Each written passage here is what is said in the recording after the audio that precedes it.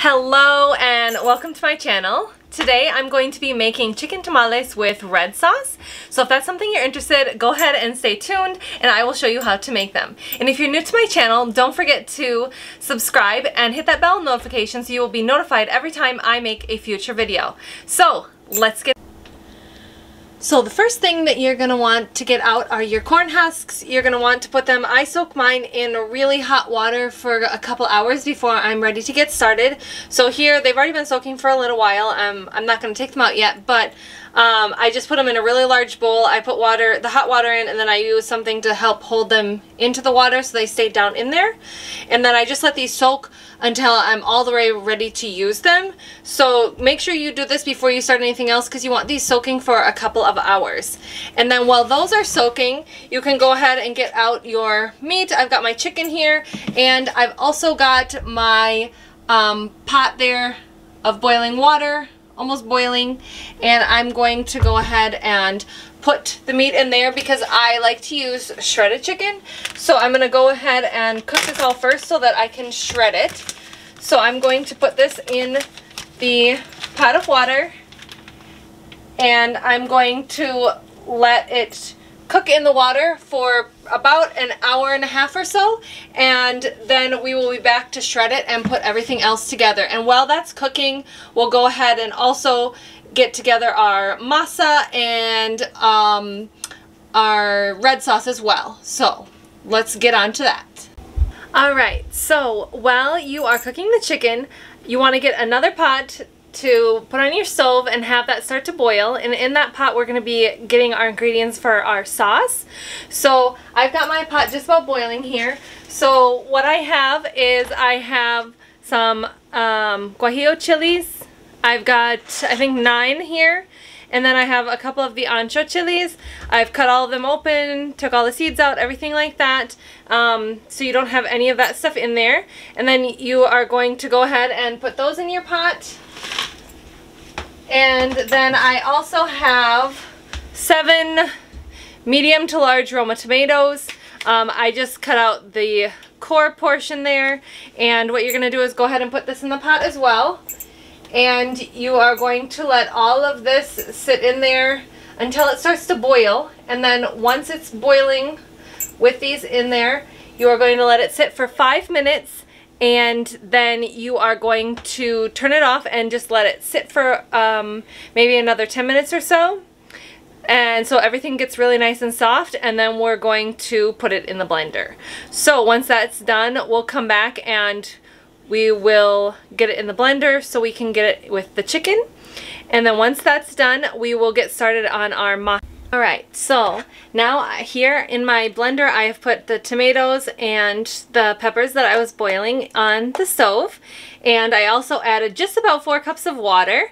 So I have them in here, and then I'm also going to add in half of an onion and 3 cloves of garlic, and then some salt to taste. I don't do a ton of salt just because I don't like my food super salty, but you can kind of add however much of that you want. Also the same with the garlic, because I know some people don't like a lot of garlic, and so go ahead and add that kind of as however you want to taste it. But then I'm going to go ahead and blend this up, and then we're going to go over to the stove and cook it in with the chicken so we can start filling stuff. But before we do that, then we'll make our masa since our sauce will be ready. So I'm going to go ahead and blend this, and then we will head over to the stove. Alright, so now I have all of my ingredients blended in my blender, and I'm going to go ahead and pour them in on my stove here, and then we're going to go ahead and heat that up and let that kind of come to a boil again. And then we'll mix in our chicken. So I'm just going to let it come to kind of a simmer, and then we will be adding in the chicken. So now that the sauce has been simmering just a little bit, I am going to go ahead and add in my shredded chicken. I don't use a really big chicken breast, but if you have a larger family, you would probably want to use more. We just don't need that huge amount. So I just have 1 chicken breast here. It was a larger one, and what I'm going to do is I'm going to go ahead and stir it in with the sauce, and let it start to simmer and kind of soak up all of those juices while it kind of heats up again. And let this kind of all soak in. And now while this is heating and cooking together, I'm going to go ahead and start making the masa now. And I'm going to use a little bit of this sauce that I have saved over there in my blender, and I'm going to add that into the masa. You don't have to do that. It's just to maybe add a little extra flavor. Some people don't. I've made them both ways, and I like them both ways. So just go ahead and decide if you want more of the flavor or not. I did forget to mention too that this time around when I made these, I did not really make them spicy, but sometimes I add in other like jalapenos or something like that just to give it a little bit of a spice. This time around I did not do that. So again, I'm going to let this sit now for a little while and let the chicken kind of soak in, and I'll continue to stir it, and then we're going to head over and start making the masa. So now we are ready to make our masa. I'm going to be using my stand mixer. You can do this just by hand. I think it's way easier just to use the stand mixer, but again, you can do it either way. So in my stand mixer, first I have got my ingredients here. I have a cup of vegetable shortening. I do not use lard. I do not eat pork. So I choose to use vegetable shortening, and I think it turns out just the same. Some people may tell you differently, but I like it just like this. So I have a cup of vegetable shortening. I have a teaspoon and a half of salt. I have a tablespoon of baking powder. I have 4 cups of masa. And then I have just a little amount of my sauce from earlier. You can kind of add however much you want. And again, you don't even have to add that sauce in there if you don't want to. If you just want your masa to just be this flavor, you can just leave it like that. Again, I like it both ways, so today I just am choosing to do it that way. And then I here have 3 cups of warm water, and this is actually the leftover chicken broth from when I cooked the chicken, because I think it gives it a lot better flavor. You can still use just regular water if you want to and just warm it up, but I like to use that chicken broth because I think it gives a lot better flavor. So first of all, I'm going to go ahead and put in my 1 cup of the vegetable shortening, and I'm gonna let that kind of mix and whip up a little bit in there before I add my other stuff, just because I am using vegetable shortening.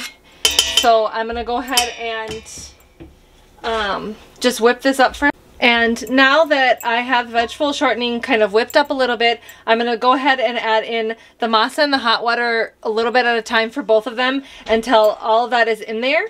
And then I'm going to be adding the salt, the baking powder, and the other flavoring. So right now I'm going to just add in the chicken broth that I have there and my masa, and that'll start mixing.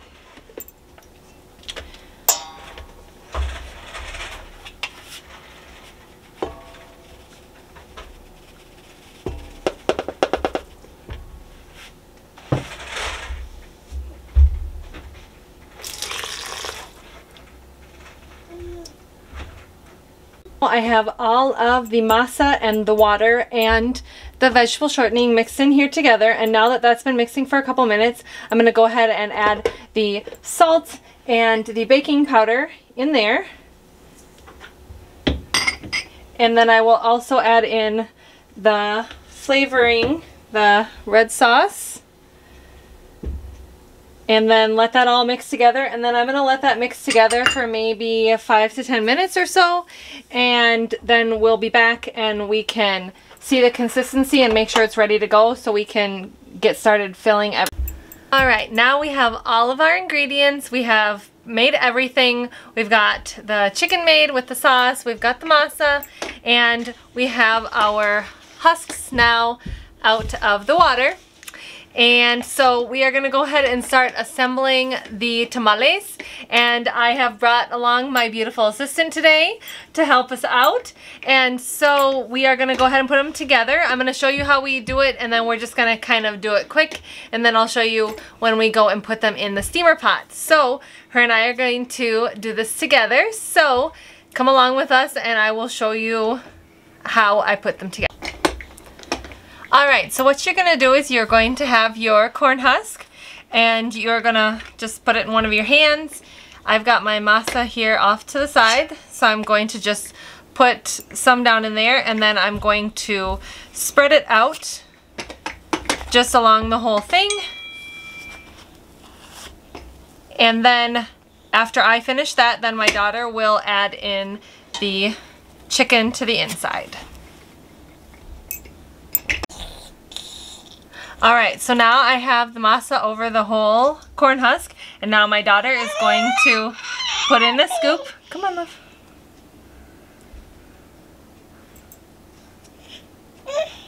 Right there. Gonna put it right down the center. Maybe a little bit more. A little bit. Oh, that's a little too much. Just do a little bit more. And so then put a little bit of the sauce, and then you're going to fold over one side, you're going to fold over the other side, and then you're going to fold up the bottom. And then we're going to set this off to the side until we are ready to start steaming them.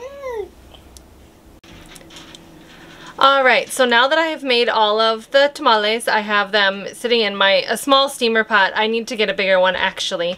But I have them all sitting up right here, and then I'm going to use some of my extra corn husks and just cover over the top of them. It helps keep in the steam and helps just cook them all nice and evenly. So I'm just going to set them in here, kind of keep everything nice and covered. And then I'm going to go ahead and let this sit and cook for about 2 hours. Depending on how thick you made your masa is how long you will need to cook them for. You know, if you made it super thin, you probably don't need to go the full 2 hours. But it's just my suggestion that you do, just to make sure that everything is fully cooked and nice and done when you take them out. So we're gonna go ahead and get these cooking for about 2 hours, and then we'll come back and check on them when they are done. So we are back now. It has been a little over 2 hours that I've had the tamales cooking. I have one right here, and we are going to go ahead and show you. We're going to open them up and show you how delicious they look and maybe give a taste test. They're super hot though, but I just want to show you guys the inside. They look delicious. I did overfill them a little bit, so there's lots of meat coming out, but it's still great and they're going to taste delicious. So let me show you what they look like. Alright, so here is our finished tamale. They are very hot, and I overstuffed them like I said, but they're going to be delicious and I can't wait to try them. So I am back with my beautiful assistant here, and we have one of my lovely tamales here. We're going to take a bite. It's very hot. We're going to see how good they taste. My daughter's very excited. So let's get some in there and see what we think. It is definitely a little bit hot.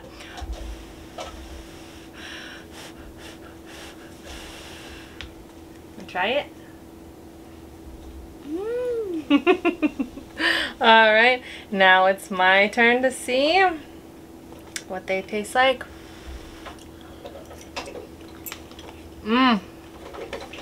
Delicious. You guys have to try this recipe. I'm going to leave the link in the description box down below, so don't forget to take a look at that. And thank you for watching. Don't forget to subscribe.